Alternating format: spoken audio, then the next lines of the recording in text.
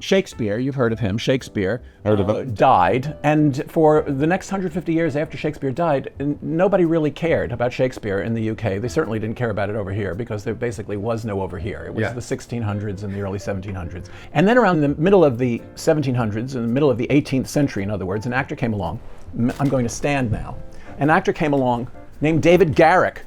Here's a whole shelf of books about David Garrick. David Garrick was sort of became the Brad Pitt of his generation. Very, very famous actor, and he decided he was going to resuscitate Shakespeare's reputation. Okay. And David Garrick, of all the plays that he did, it was most famous for his Richard III. The most famous thing that he did in his performance of Richard III was the tent scene, the penultimate scene before he dies on Bosworth Field the next day, a horse, my kingdom for a horse, etc.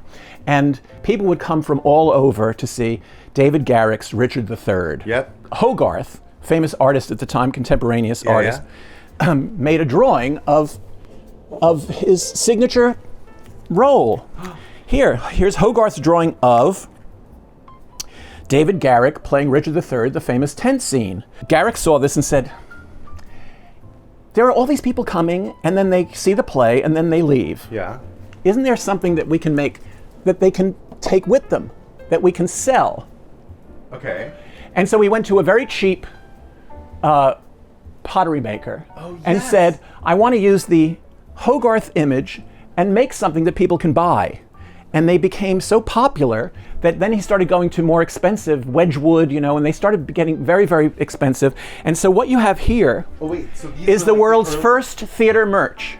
Oh my God. And it's David Garrick as Richard III in the tent scene in the middle of the 18th century.